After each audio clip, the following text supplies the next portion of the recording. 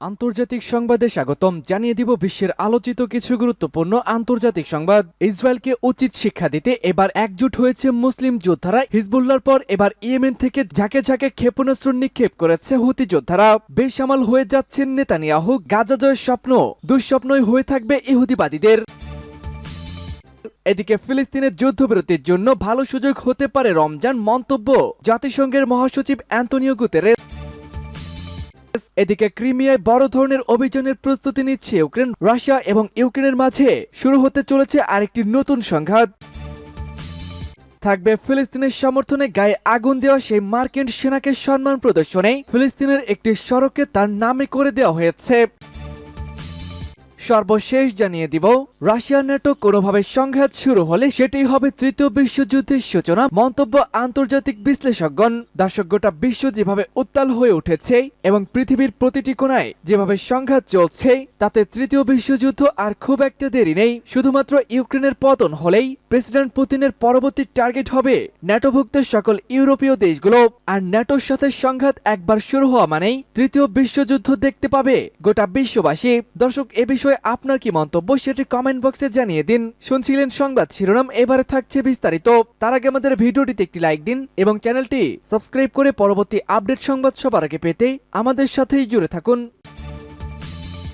ভয়ঙ্কর চটে গেছে এবার ইয়েমেন। ইসরায়েলকে টার্গেট করে লেবানন থেকে মুহুর্মুহু রকেট হামলা। লেবানন থেকে ইসরায়েলে মুহুর্মুহু রকেট হামলা চালানো হয়েছে।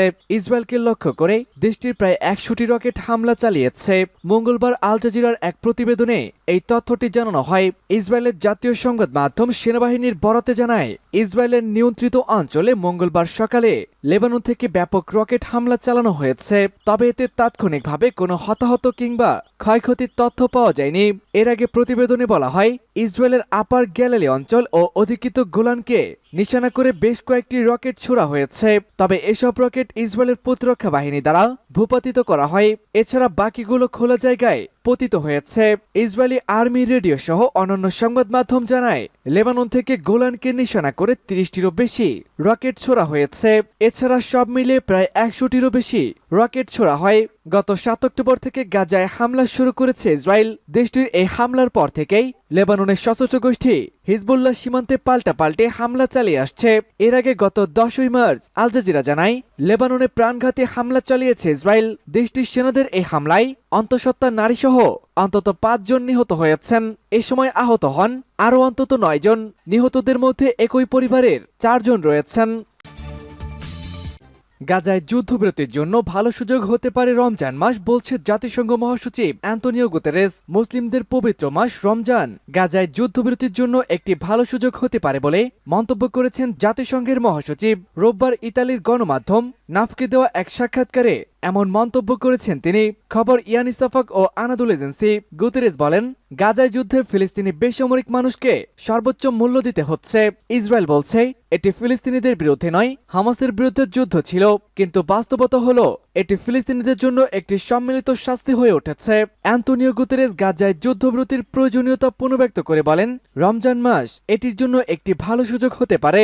নাপকে দেওয়া সাক্ষাৎকারের পরদিন গাজায় যুদ্ধবিরতি নিয়ে মন্তব্য করেছেন গুতেরেস। সোমবার এক প্রেস এনকাউন্টারে তিনি অঞ্চলটিতে আরও প্রতিরোধযোগ্য মৃত্যু এড়াতে পদক্ষেপ নেওয়ার আহ্বান জানিয়েছেন।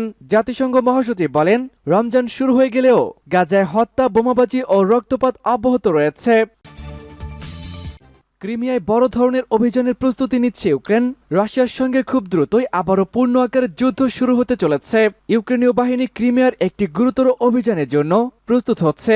ইউক্রেনীয় প্রতিরক্ষা মন্ত্রণালয়ের প্রধান গোয়েন্দা অধিদপ্তর প্রধান কিরবিল বুদানভ একজন সন্ত্রাসী ও চরমপন্থী বলে বিবেচিত হয়েছেন। রাশিয়ার সাথে ক্রিমিয়ার পুনঃএকীকরণ এখনো কিয়েভ দ্বারা স্বীকৃত হয়নি। জিইউআর প্রেস সার্ভিস তার টেলিগ্রাম চ্যানেলে তাকে উদ্ধৃত করে বলেছে, কৃষ্ণসাগরে আমাদের ক্রিয়াকলাপ ক্রিমিয়াতে একটি গুরুতর অপারেশনের প্রস্তুতি হিসেবে দেখানো হয়েছে। সামরিক গোয়েন্দা সংস্থা যোগ করেছেন যে 2022 থেকে 2023 সালে কৃষ্ণসাগর অঞ্চলে ইউক্রেনীয় সেনাদের সমস্ত কর্মকাণ্ড একটি কৌশলগত পরিকল্পনার সাথে যুক্ত ছিল। এটি উল্লেখ করেছে যে খেরসন অঞ্চলের ডিনিপার নদীর বাম তীরে আক্রমণ করার জন্য ইউক্রেনীয় বাহিনীর প্রচেষ্টা একই উদ্দেশ্যে কাজ করেছিল। গতরাতে ইউক্রেনীয় টিভি চ্যানেলগুলো সেনাবাহিনী এবং সামরিক গোয়েন্দা অভিযানের সফলতা সম্পর্কে একটি চলচ্চিত্র সম্প্রচার করেছিল। সূত্র তাস।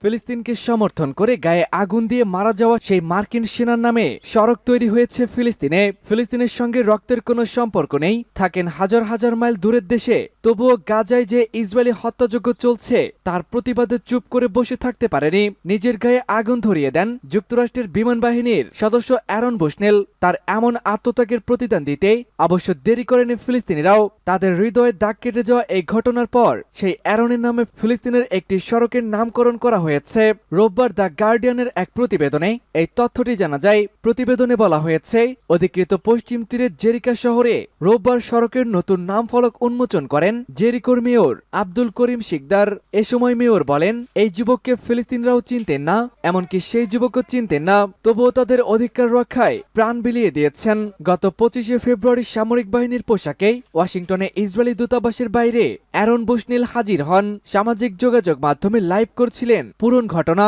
সেখানেই ঘোষণা দেন গণহত্যার সঙ্গে জড়িত থাকতে চান না। এরপর নিজের শরীরে আগুন দেন। শরীরে আগুন জ্বলা অবস্থায় আকুতি জানিয়ে বলেছিলেন, ফিলিস্তিনিদের মুক্তি চাই। এরপর দ্রুত তাকে উদ্ধার করে হাসপাতালে নিয়ে যাওয়া হয়। সেখানে চিকিৎসাধীন অবস্থায় মারা গিয়েছে বুশনেল। চলছে তৃতীয় বিশ্বযুদ্ধের উত্তেজনা। রাশিয়ার ন্যাটোর সংঘাত থেকেই শুরু হতে পারে সেই অনাকাঙ্ক্ষিত বিশ্বযুদ্ধটি। রাশিয়া বনাম পশ্চিমাদের ছায়াযুদ্ধ যেন ক্রমেই রূপ নিচ্ছে সত্যিকারের যুদ্ধে। এদিকে ইউক্রেনের পতন হলে রাশিয়ার পরবর্তী টার্গেট হবে ন্যাটোভুক্ত দেশগুলো। এমন আশঙ্কায় মস্কোকে দমনের কৌশল খুঁজছে ন্যাটো জোটটি। পাল্টা ব্যবস্থা হিসাবে সরাসরি পারমাণবিক যুদ্ধের হুমকি দিচ্ছে ক্রেমলিন। শুধু তাই নয়, যুক্তরাষ্ট্রের উস্কানিতেই ঘোলাটে হচ্ছে গোটা বিশ্ব পরিস্থিতি। অভিযোগ তুলেছে মস্কো। সব মিলিয়ে উত্তপ্ত মস্কোর সঙ্গে সামরিক জোটটির সম্পর্ক এখন বেশ উত্তপ্ত হয়ে উঠেছে। এ অবস্থায় বিশ্লেষকেরা বলছেন, রাশিয়া ও ন্যাটোর মধ্যে কোনোভাবে সংঘাত বেঁধে গেলেই সেটা হবে তৃতীয় বিশ্বযুদ্ধ। ইউক্রেনের সামরিক অভিযান শুরুর পর থেকেই রাশিয়া ও পশ্চিমা সামরিক জোট ন্যাটোর মধ্যকার তিক্ত সম্পর্ক রাজনৈতিক সংকট তৈরি করেছে। এর মধ্যে সম্প্রতি ইউক্রেন যুদ্ধ নিয়ে চলছে